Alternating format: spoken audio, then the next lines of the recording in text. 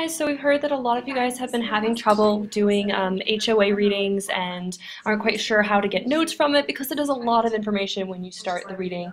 My name is Megan Harris. I'm a third-year tutor at the Writing Center, and so I made the screencast to kind of help you guys understand exactly what you can do to try and make better notes and how to use the readings and annotate them to your advantage. So let's get started.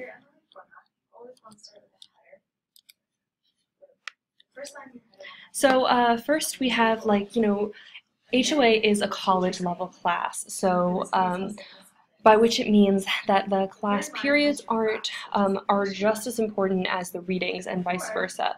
So it's difficult, and that's why it's able to give your GPA that little boost, because it's at that caliber. And so HOA's structure is a little bit different than the other classes we're used to taking, and it's kind of something you'll see again if you choose to take topics next year.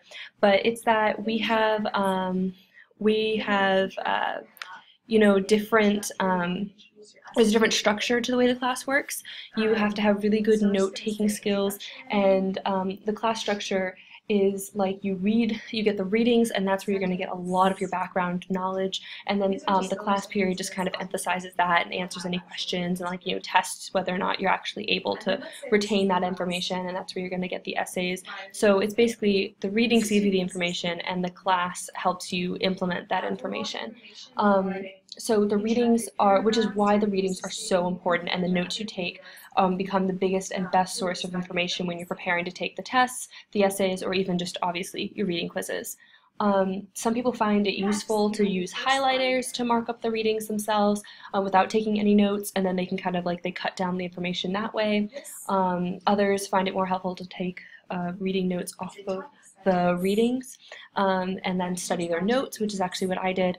And then finally, one of the other options is to mark up your own set of the reading and use the annotations to help you condense it that way, because the best way to retain, you're not going to be able to keep 6 to 12 pages of information all in your head. You just need to pick out what's most important, which is what we're going to be going over today.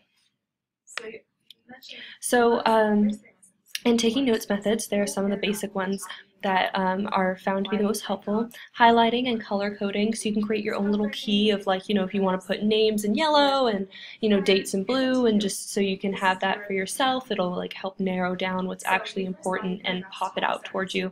And then color coding can also help if you want to go back into it and you have your essays. Let's say you highlighted all of your examples in orange, then you can just look for the orange highlighted text, and that'll help you out.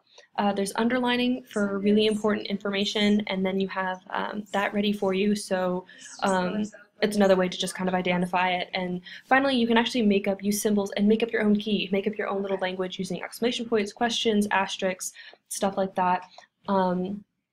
And what I did personally is I wrote a star next to every time I saw something that could be an example or justification. And these readings are your own, especially if you print them off, which I would highly recommend, because then you can mark it up as much as you need to.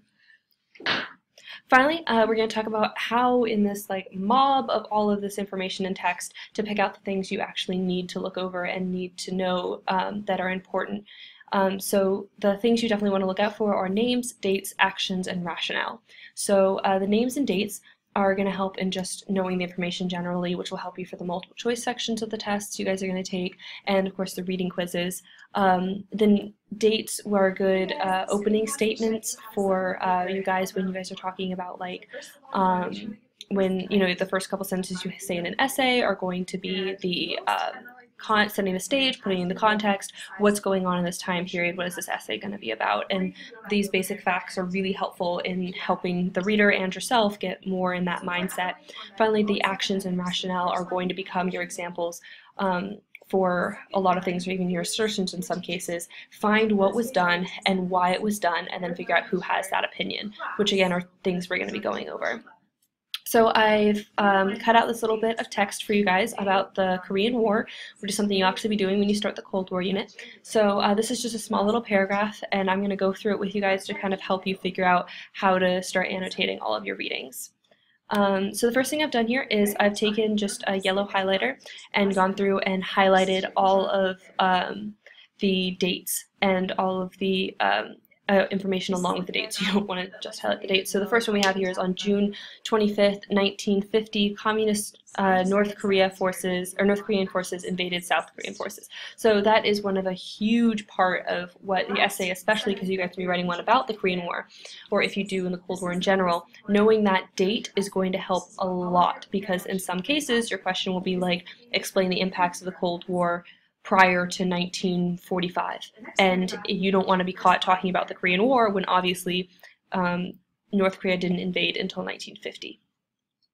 So it kind of follows as you go down. You see different important dates and make sure you know exactly what the dates correspond with and why they're important. On the second line, I highlighted the sufferings and wounded, because that can be a good example of like how was the United States affected, or saying that they were affected heavily at home. Then you can say these statistics that'll help prove your point. So kind of getting the numbers and dates that way. And then if you look to the right, kind of in the corner, I've used a different color, so kind of using the color coding method of highlighting names that are mentioned. Douglas MacArthur is a very important figure, especially in the Korean War of the time, so making sure you note him and knowing who he is and his influence in this time period. And then finally, I kind of took another step into putting these in. So I have check marks for the examples and highlighting orange into information that could be used for examples, or the justification for it. Then General MacArthur successfully landed 2 divisions. So another thing you guys can look for is opinions. When you find opinions, you want to know exactly who they are. So when you find names, don't only look for historical names, but look for the names of the historians, because as you guys have probably figured out right now, historiography is going to be a big part of your HOA essays. And so when you find an opinion like he successfully landed, or this was unsuccessful, or it hurt America in this way, or hurt this country in that way, those are opinions that you can use to strengthen your own point, especially when you're talking about your historiography and knowing those names, so you can put them directly into your essay. So marking them up in annotations will just kind of help you be able to identify them faster. So wrapping it all up for you guys, we have that's pretty much the basics of what you want to look for and how you can start picking that stuff out in your readings. And then if you have kind of figure out what works best for you. So if doing the readings and just marking it up, that gives you enough to study off of, then go for it. If you're the type of person who needs to read it and then maybe take notes alongside it, or both annotate and take the notes, then definitely find whatever can help you in that way. And I hope you guys found this screencast helpful in just kind of figuring out the basics of annotation and decoding HOA readings, because I know they can feel like a pain.